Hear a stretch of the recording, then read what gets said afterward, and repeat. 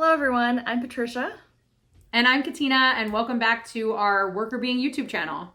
So today we're going to talk about psychological capital. It's been a very popular topic on our website. We see a lot of people reading about psychological capital, listening to the podcast episodes about it, which of course we'll link to.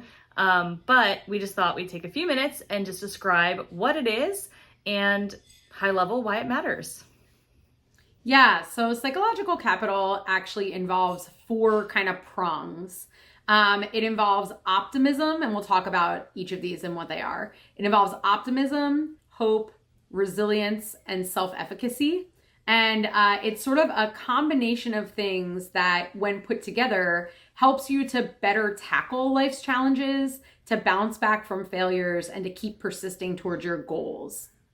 Yeah, so it's about that, persisting towards your goals, bouncing back, which helps you fight through stressful situations.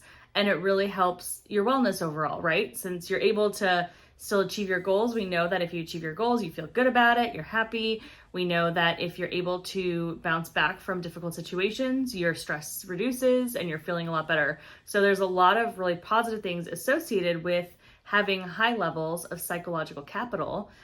So we can talk through kind of what the different components are. I'm going to start with self-efficacy because I think it's the easiest one to explain. So self-efficacy is basically where you feel like you can achieve what you need to achieve, right? You feel confident in your abilities, and you're able to, you're not pushed back on when you fail because you're not associated with yourself, right? You're thinking about, okay, well, I can still do this. I have the abilities to do this. I know I can learn this thing to get to where I need to go. So it's just having confidence, really, in a way around your abilities to achieve what you want to achieve.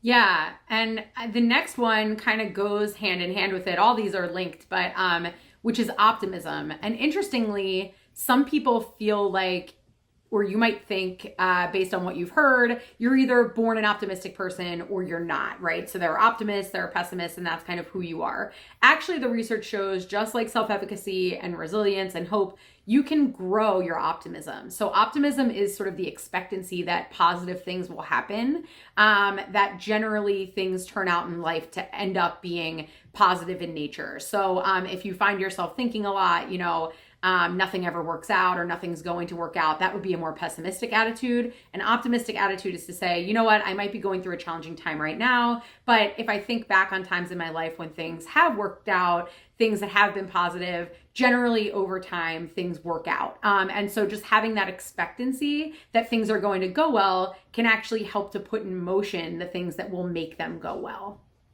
Yeah, and I think you touched on a really important piece is that all of these things that we're talking about, you can grow and develop. And that's what's so cool about psychological capital. So you can become more self-efficacious. You can grow your optimism and you can become more resilient. So I'm going to save hope for Katina because Katina has written a lot about hope. So I know that she's like the hope queen.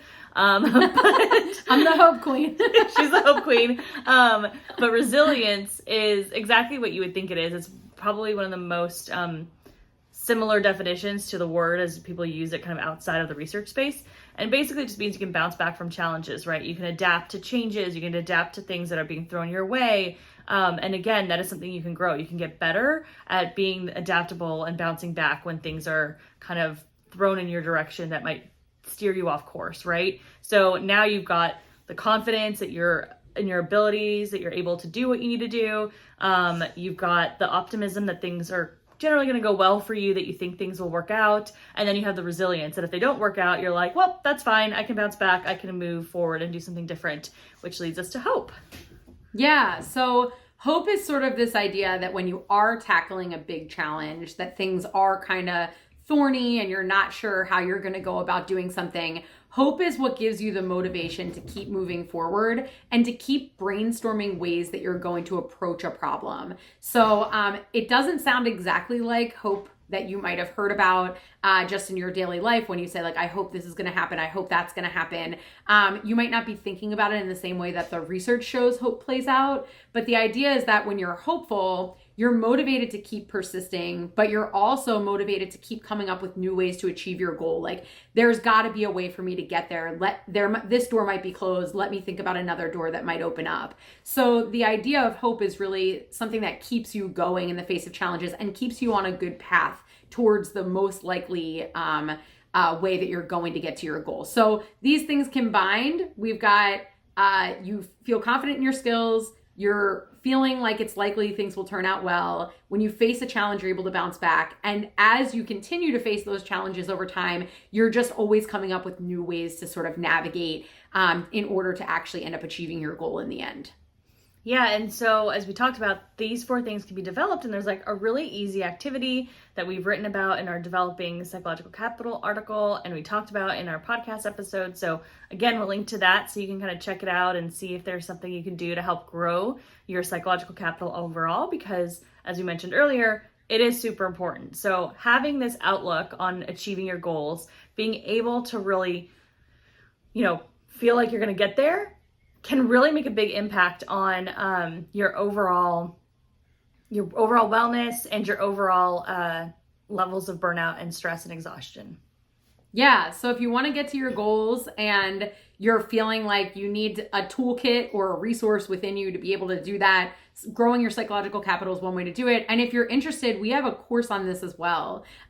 So you can sign up for that course through our website if you want to learn and get more activities to do this. If you have a big goal coming up, you're thinking about a career change or thinking about trying to get to the next level within your company, and you really know that you need to build this resource to get to your goal, we have much more information there about this topic as well that can be helpful to you. You're so much better than me. I completely forgot about our course. But we do have one. Yes, we do. Yes. So definitely go take a look at that. And our blog post and podcast episode, as Patricia mentioned, has a great exercise in there too. So get out there and get after your goals. This is an exciting way to start thinking about building your capacity. Yeah, good luck and thanks for watching.